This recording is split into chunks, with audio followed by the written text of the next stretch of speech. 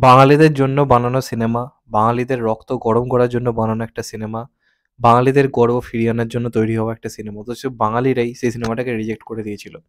এবং এটাই হচ্ছে বাঙালিদের বরাবরের ব্যাপার। আমাদের বাংলার যখন বীর বিপ্লবী বাঘাযতীনকে নিয়ে সিনেমা হয়, সেটার থেকে বেশি দাম পায় মানে খিস্তি দেয়া প্রবীর বাবু। তো বাঙালিদের এখন মানে এই জায়গাটা এসেই পৌঁছেছে। যাদের জন্য আজকে আমরা স্বাধীনভাবে জীবনযাপন করছি, তাদের কোনো মানে তাদেরকে নিয়ে কোনো ভাবনা চিন্তাই নেই। আজকে নেতাজি সুভাষচন্দ্র বসুর জন্মদিন, কিন্তু বিশ্বাস করুন ফেসবুকটা না খুব ফাঁকা ফাঁকা লাগছে। বাঙালি যেন ভুলেই গেছে যে নেতাজি সুভাষচন্দ্র বসুর জন্মদিন। আজ থেকে ১০-১২ বছর আগে যখন নেতাজির জন্মদিন আসতো, মানে তখন সকালটা না অন্যরকম লাগতো। চারপাশে একটা অন্যরকম আবহ বাজতো, বিভিন্ন রকম প্যাট্রিয়টিক সং বাজতো। আজকে স্কুলে ওই কিছু মানুষ পতাকা তুলছে, সেটুকু বাদে যেন নেতাজির আর কোনো ভূমিকাই নেই। অথচ আমাদের শুধুমাত্র বাঙালিদের কথাই বাদ দিচ্ছি, গোটা ভারতে আজকে যে স্বাধীনতা, সেই স্বাধীনতার পেছনে যদি নেতাজি সুভাষচন্দ্র বসু না থাকতো, মানে আজ স্বাধীন আমরা আদৌ হতাম কিনা সেটা নিয়ে আমার ডাউট রয়েছে। এই মানুষটা তো সেই সম্মান পায়নি, কিন্তু বাঙালিরাও আর সেই সম্মানটা দিচ্ছে না যেটা সে ডিজার্ভ করে। এটা খুব দুঃখজনক। তো যাই হোক, আজকে নেতাজি সুভাষচন্দ্র বসুর জন্মদিনে আমার মনে হলো আজকে এই সিনেমাটা নিয়ে কথা বলা খুব দরকার। কারণ শুধুমাত্র নেতাজি নয়, বাঙালিদের নিজস্ব যে মেরুদণ্ডটা সেটাও কিন্তু কোথাও গিয়ে ভেঙে গেছে।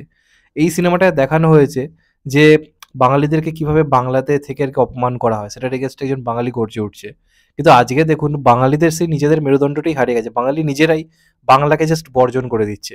আপনারা ঘরে ঘরে খোঁজ নিন, এখন বেশিরভাগ ছেলেমেয়ে ইংলিশ মিডিয়ামে পড়ছে। তারা বাংলা মিডিয়ামে পড়াতে লজ্জা পায়। এটা ফ্যাক্ট। বাংলা মিডিয়ামে পড়াতে তারা লজ্জা পায়। তারা বলে, ওপেনলি বলে যে না এই বানানটা খুব ভুল করে, বাংলার এই বানানটা খুব ভুল করে। কিন্তু ইংলিশের ওই বানানটা ঠিক করে এবং খুব গর্ববোধ করে এটা বলতে পেরে। কিন্তু এটা যে কতটা দুঃখজনক, মানে কতটা মেরুদণ্ডহীনতার পরিচয়, সেটা আপনারা এই সিনেমাটা দেখলেও খানিকটা বুঝতে পারবেন। কারণ এই যে সিনেমাটা দেখুন, আমি আজকে হঠাৎ করেই কি জানি হঠাৎ মনে হলো যে আমি সুভাষ বলছি ট্রেলার লিখে সার্চ করি।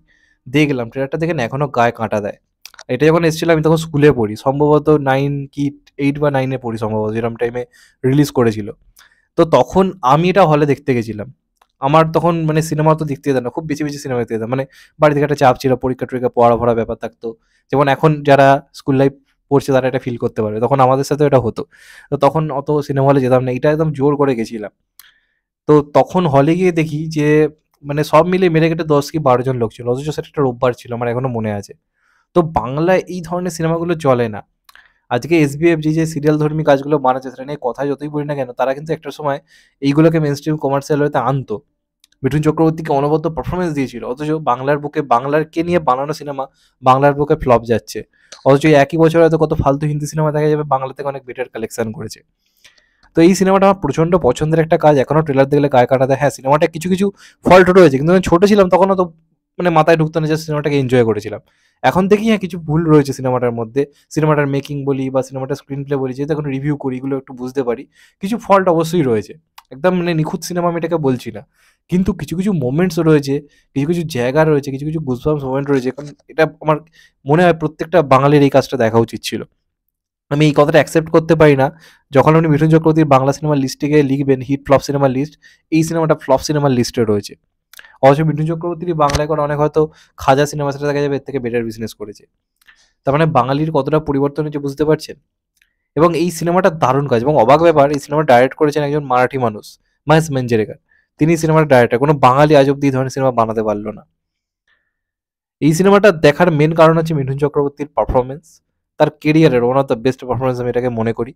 এখানে তার বাঙালি হয়ে যে লড়াইটা, চারপাশে যখন তার সঙ্গে খারাপ যে জিনিসগুলো ঘটছে তখন তার যে ডিপ্রেস হয়ে পড়া, যে বাঙালি মেরুদণ্ডহীন হয়ে পড়ছে, বাঙালির এই যে ব্যাপারটা সেইভাবে সেখানে যে তার যে অভিনয়, আবার যখন এই চরিত্রটা ট্রান্সফরমেশন হচ্ছে তার জীবনে, যখন নেতাজি আসছে, নেতাজি আসার পর যখন সেই চরিত্রটা ট্রান্সফরমেশন আসছে, সে একটা সাহসী বাঙালিতে পরিণত হচ্ছে, তখন তার যে পারফরমেন্স সেটার মধ্যে আকাশ পাতাল একটা পার্থক্য চলে আসে। এবং এখানে নেতাজি চরিত্রে তিনি অভিনয় করেছিলেন, তাই কিন্তু প্রপারলি মানিয়েছিল। আমার কেন জানি না মনে হয়েছিল তাকে প্রপারলি মানিয়েছিল। হ্যাঁ, অভিনয়টা আরেকটু হয়তো বেটার হতে পারত অবশ্যই। কারণ নেতাজির যে গলার আওয়াজ বা তার যে ব্যক্তিত্বটা সেটা অতটা ম্যাচ করেনি। তবে লুকটা কিন্তু অনেকটা মানিয়েছিল। এবং সেই সময়ের ইতিহাসটাকে একটা গানের মাধ্যমে যেভাবে দেখানো হয়েছিল সিনেমা, সেটা কিন্তু খুব ইন্টারেস্টিং ছিল। এবং সর্বোপরি বাঙালিদের যে অপমান, দেখুন এখন আপনারা প্রাইভেট সেক্টরে যারা কাজ করে তারা জানে, যখন ধরুন নেতাজির জন্মদিনের দিন যদি কেউ বলে যে আজকে নেতাজির জন্মদিন, আজ একটু ছুটি দিন আমাকে, তো সেই অফিসের যে বস সে হচ্ছে একজন মারাঠি বা গুজরাটি, সে ক্লিয়ারলি বলবে নেতাজি কে, তার জন্মদিনে কেন ছুটি দেবো এই বাংলার বুকে। এই জিনিসগুলো কিন্তু ঘটছে। তো আজ থেকে ১২ বছর আগে একটা সিনেমায় কিন্তু এই জিনিসগুলো দেখানো হয়েছে, এবং আজকে শুধু বাঙালি মানে অবাঙালিরা বাঙালিকে অপমান করছে তা না, বাঙালিরা নিজেরা নিজেদেরকে অপমান করছে। এটা ভেবে দেখবেন জাস্ট। তাই আমার মনে হলো এই সিনেমাটা নিয়ে অবশ্যই কথা বলা উচিত।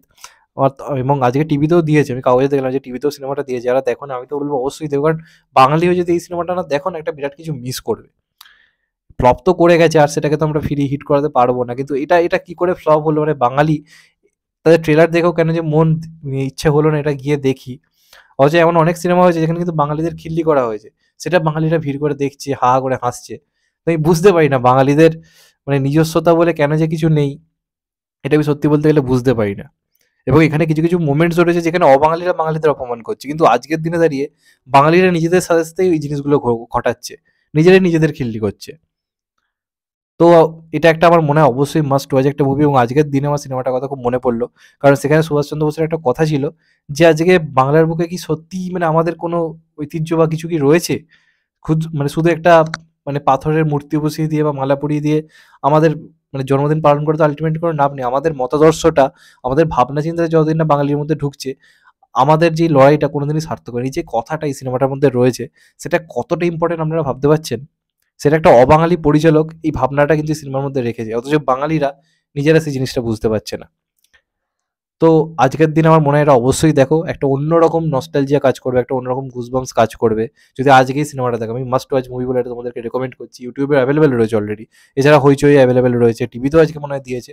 তো দেখো, দেখার পর না নিজেদের একটা কিরাম নিজেদেরই জ্বর মারতে ইচ্ছে করবে সিনেমাটা দেখার পরে, যে আজকে আমাদের অবস্থাটা এসে কোথায় দাঁড়িয়েছে।